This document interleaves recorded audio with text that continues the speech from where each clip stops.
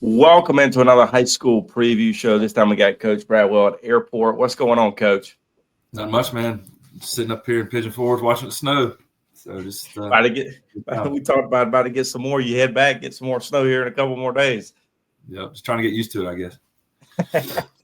That's what you're getting used to it up there, so you can be ready to roll in a couple days. Right. Coach, we appreciate you hopping on. I know this is first year for you guys. I know me and Sammy talk about it a lot, having some new teams on, so that we can see the talent throughout the entirety of the state. And we appreciate you hopping on. We're just trying to get on, man. Trying to get some exposure from you guys. You know, no doubt. We appreciate Sammy out to some games. Yeah, hopefully we can get Sammy out. If not, he'll have to send me. It'll be a long drive, but we'll be there at some point. Coach, we kind of start this thing off. Let's talk about last year for you guys. Yeah, last year was a really good year. Ended up 20-9. You know, we didn't do what we wanted to do in the playoffs. Obviously, lost some games that we in my opinion, we shouldn't have. But you know, we won all 12 region games, which is pretty cool. Never really been done before at our place. It's the first time we've had 3-game sets. So you know, being 12-0 in the region, that was really neat. You know, you see a 20-9 record, it's a pretty good year, but when you really dive into it, it's you know, it's kind of the what could have been year. You know, we lost 9 games, but 7 of them were 1-run or 2-run games. So, I mean, you get a hit here or there, and you know, you're looking at a special year.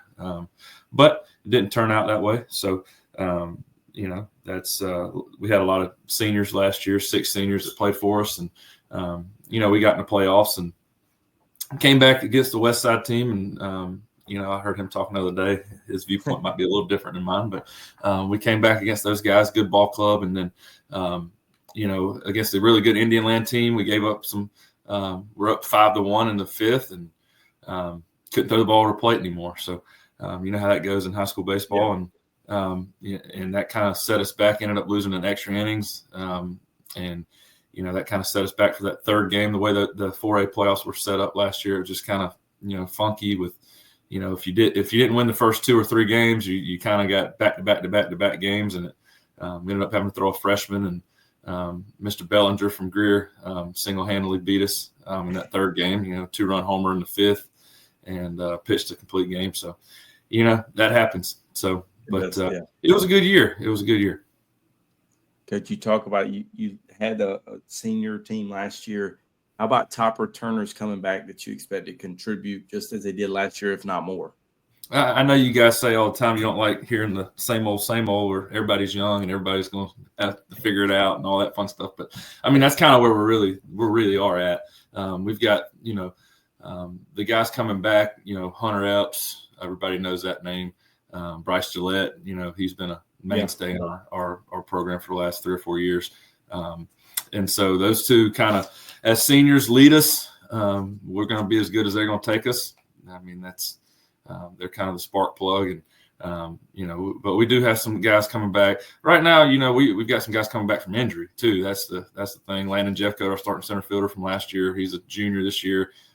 Really got some pop and is a really good baseball player, but he had shoulder surgery, and so we kind of inching him along to get him back. And you know, he hit a ball 103 the other day on Rapsodo, so I think he's getting back to healthy. So that's a good sign. But you know, we've got a lot of guys that never really had to play. They've been in the program, but they just haven't had to do it yet. So that's going to be the interesting fact. But you know, those 3 are older guys that played every inning, you know, last year. But we've got some guys coming that I think are going to be okay too. So. And you kind of talk about that, kind of switch it here to newcomers. You said you're figuring it out. You got guys that are going to play that never really played. What are those newcomers coming in this year that are going to have to take on that bigger role? Yeah, we've got a transfer from Gray, actually, that's a senior that I'm hoping. He had elbow surgery, but he's coming back. He's a good looking kid, Rodrigo Rizzo. He's going to hopefully fill in for, you know, some of that older, more mature moments, you know. But we've got a lot of guys in the junior class. Justin Seitler, he's worked really hard. He's our catcher. Plays a little first base. He's, you know, 6 foot, 6'1", 205 pounds. Good looking kid. He just never has had to do it yet, but he's showing some good signs. Isaiah Clemens, the two-way guy, two-sport athlete, plays football. He kind of is our kind of a rover, kind of small, 5'5", 145 pounds, but he can go play outfield with the best of them. He can play middle infield. He can kind of just bounce around, and I think he'll help us. We got a guy that's also got hurt during football, Aiden McCauley, who we're hoping for big things on the bump. And those are kind of our juniors that are, around. But we've got a class of about 12 sophomores that, the biggest thing is the consistency aspect of it, obviously. One day, I tell people all the time, one day I think I'm like, man, that guy's got to be in the lineup. He's going to play for us every day. And the next day I'm like, man, that kid he can't play till probably next year, So it's just, we got a bunch of those guys, the Braden Dunlaps, the Braden Grosses, Caden Hatfield, Soon Anderson, Daniel Butts, the big 6'2", 230-pound right-hander. He's up to 88 one day and he's 81 the next, and it's just, what are you going to get out of a 15-year-old kid on the day-to-day basis? And that's, that's what we talk about a lot is consistency. Can you show up every day and be the same guy?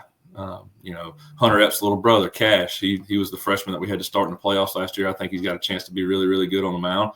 It's just about being consistent. Can you go throw strikes every single day?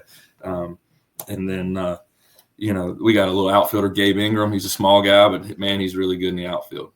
Can we get him out there, enough to help us, that. So there's a bunch of guys in the mix, and it's going to depend on who's the most consistent, who's going. I went and ordered about 75 more lineup cards the other day because I told our assistants, man, I'm gonna make up a lineup and I'm gonna have to throw it away and start over. It's gonna be mix and match, and it's gonna be a lot of gut feeling. So. Well, good thing is you get those guys. You start messing around with that early, and hopefully you solidify it by the time those playoffs roll around. Oh yeah, the problem with us is we play Saturday, Tuesday, Thursday, Saturday in the preseason, and we got Monday, Wednesday, Friday in region play. So there's not a whole lot of time to figure things out. You know what I'm saying? You jump into the fire early. I know you talked about consistency there. Expectations. I know you guys arguably probably have the toughest region in 4A baseball. What do you expect coming into, or what do you talk about your guys as far as expectations rolling into this season? Well, I mean, our expectations are always the same. Win every night. I mean, it is what it is. It's the mentality Coach Perry instilled in us when he took over, when we came back in 2011 and kind of changed the culture around. And these guys, just because they're young, don't mean they don't think they're going to win. I mean, that's the standard. But our saying's always, hey, win your last, get in the playoffs and win your last game. That's kind of our. It doesn't matter how you get there. You just got to win your last game. And we've been close. We hadn't got over the hump. We've been close a few times, played for a few state championships and stuff, made some runs. We just hadn't finished it yet. So that's obviously the goal.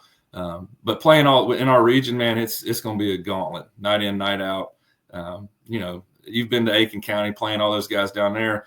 It's tough. And then you add in 3 really good baseball programs, it makes it even tougher. So it's going to be and like I said, the first 2 weeks are 3-game sets. So unless you got 3 or 4 arms, it's going to be really difficult. So we just got to see how that all plays out.